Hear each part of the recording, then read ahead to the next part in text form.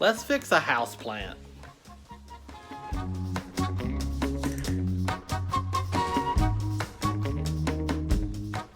What's up, everybody? Welcome back to Horticulture Geek. I'm Ray. Thank you so much for joining me for this video. So as you can see by the title, we're going to work on a house plant. We're in the kitchen today, here at the table. There's the table.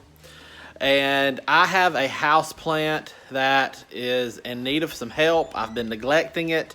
I've picked up some other house plants, a new pot, and all this stuff we're going to need, and we're going to get it repotted and fix it up. So let's turn the camera around and look at everything. All right, so here are my supplies that I'm working with. So this is my existing house plant here.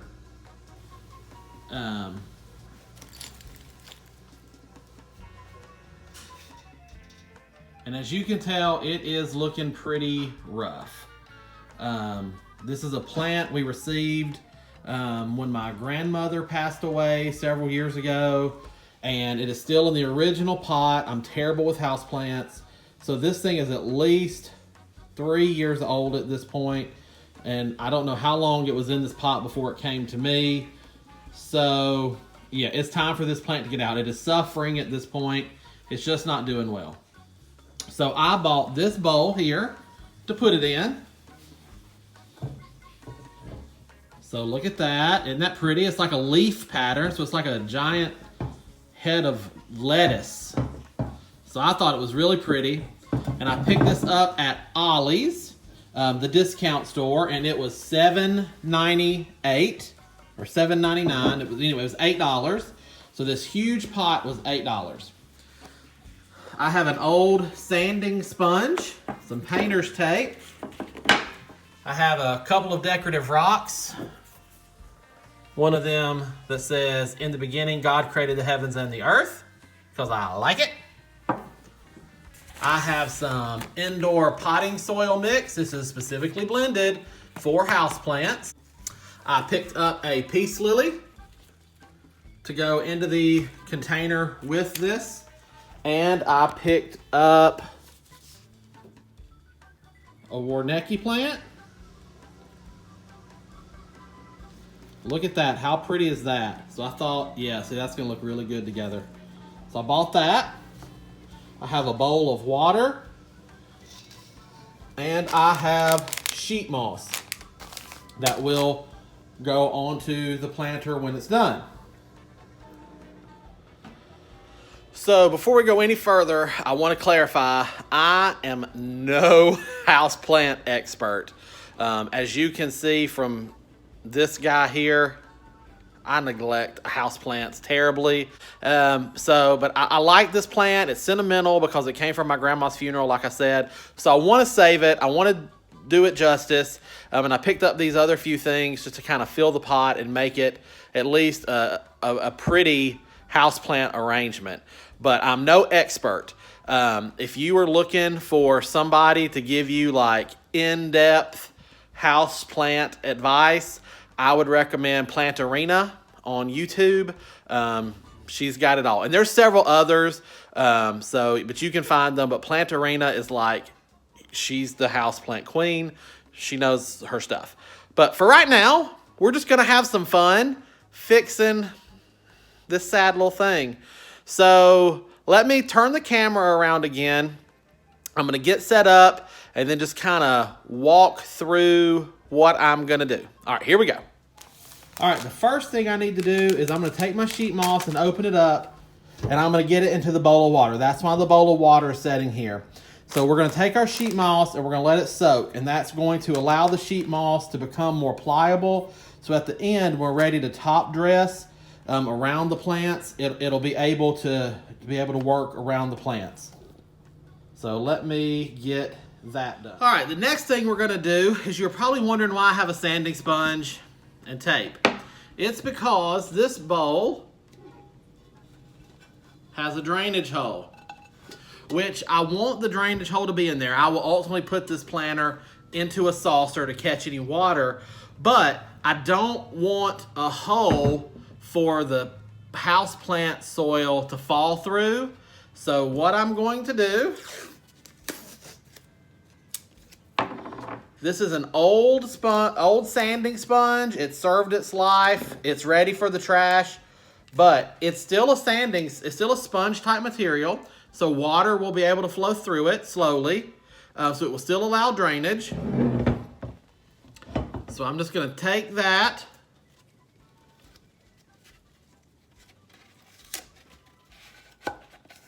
and put it right in there over that hole.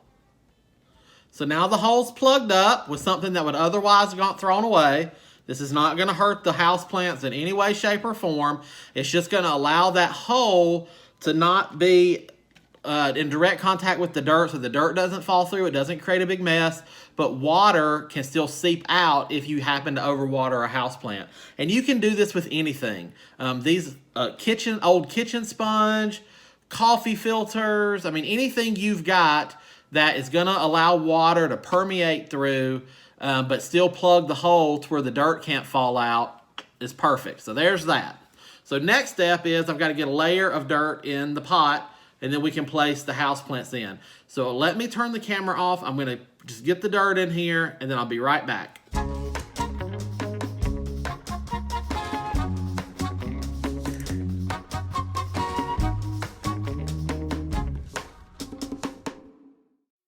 So I've got a good layer of soil in here. I've got some reserved. So the first thing I'm gonna do is take this plant. Now in this basket, I just used old seashells as my soil coat. Here's my little watering frog. I'll take him out. Isn't he fun? Clean him up. So these are fun. These are just terracotta waterers. So you put your water in the frog, and the terracotta spike goes into the soil, and it slowly lets the water seep out so that you don't overwater your plants. So obviously this is a very small thing. So what I typically do with my house plants is I'll give them water sparingly and then keep this topped off. That way, if it does dry out before I catch it, you know, this is gonna be slowly releasing some water in, and it's just kind of fun. So there's that. So let me get these seashells out of here. Now you don't have to have a top dress on houseplants. A lot of people don't, but it's the same kind of principle as you would do in your garden. It's just always better to cover your soil. So if you don't cover your soil with houseplants, it's totally okay. Like it's not necessary. I tend to like it because I don't want to look into a houseplant pot and just see raw dirt, and I don't want to have the opportunity for things to get into my houseplants, like especially if you have cats or small kids who like to root around in houseplants. You want to cover your soil to prevent the temptation there. So I love the seashells. It works great. This moss that I'm putting in today will look great. And some of these seashells may wind up back in this new arrangement. We'll see. And these are just seashells that we picked up at a beach trip several years ago. The kids like picking up shells. And I'm sure some of you have that too. You've gone on beach trips or you live next to the ocean. This is a good thing to do with your shells that are just hanging out in a Ziploc bag somewhere. Put them to use in your houseplants. Make them your soil coat. Soil cover. All right. Oh yeah, so look at that. We have good roots. It is not as root bound as I thought it was going to be. All right, so let me dig a well out here to get this in the dirt. That looks good right there. Now with this fresh dirt, you're gonna really need to pack it in there, especially with a plant like this that's tall, to give some stability. All right, so next up, I'm gonna take my peace lily.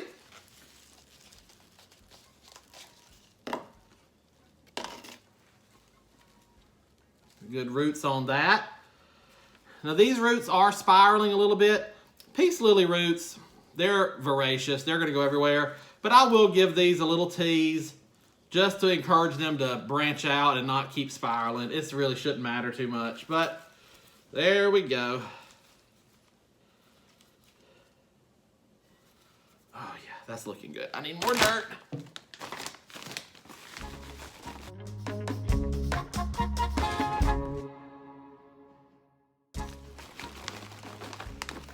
Just pour dirt on the table. Don't tell Mrs. Horticulture Geek. I'll have to clean that up.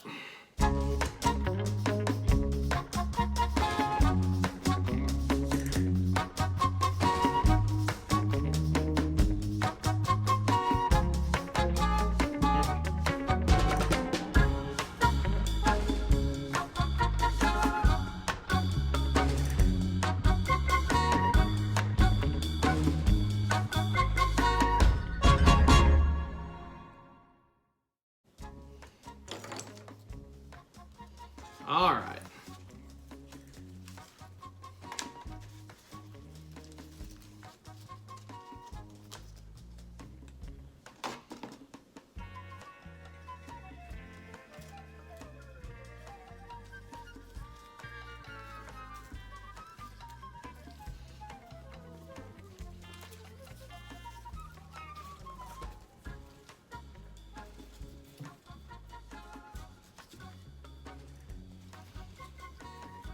All right, so now I'm just smoothing the soil around and giving it a good smoosh down.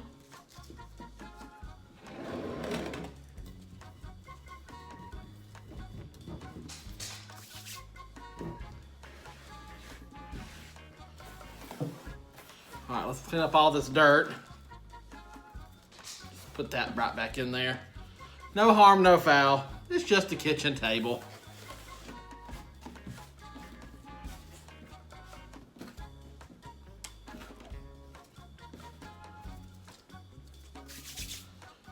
All right, so come in closer for a look here.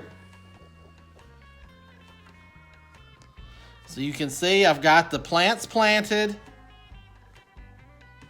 They're the same soil level that they were in their pots. I have not planted them deep. That is very important. Don't plant deep. And then I've just got the rest of the soil in there smoothed around.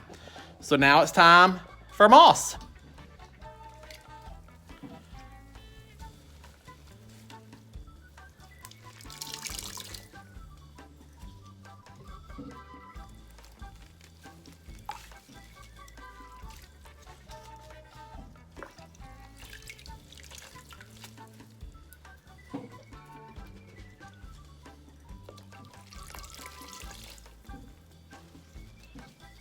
And with the moss, you just kind of want to just pull it around, fill up the gaps.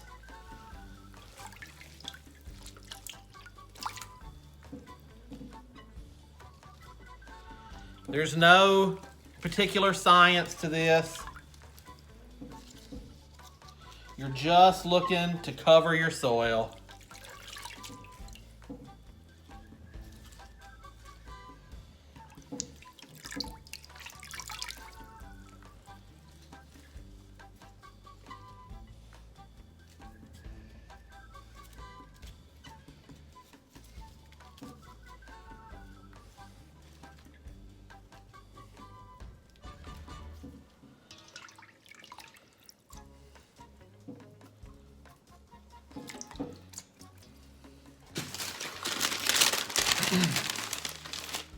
All right, one more piece. Let me soak him real quick.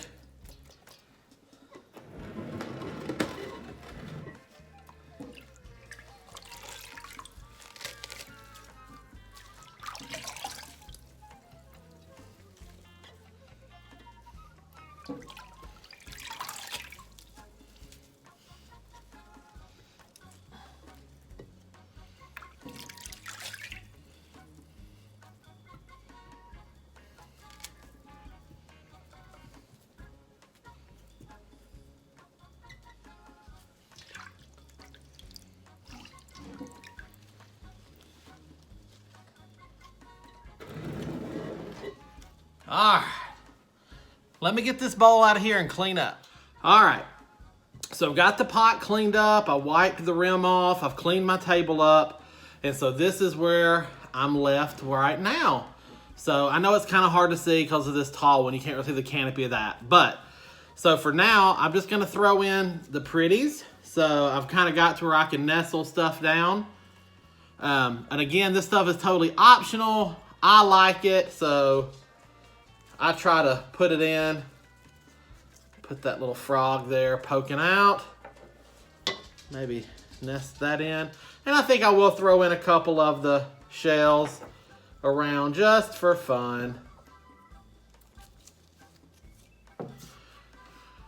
And now I'm going to water this in and put it back in its window. And that is all that I have to do today with this houseplant.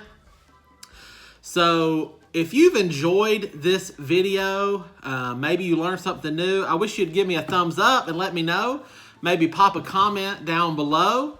Like I said, I'm no houseplant expert, but you just want to use some basic garden principles with your houseplants.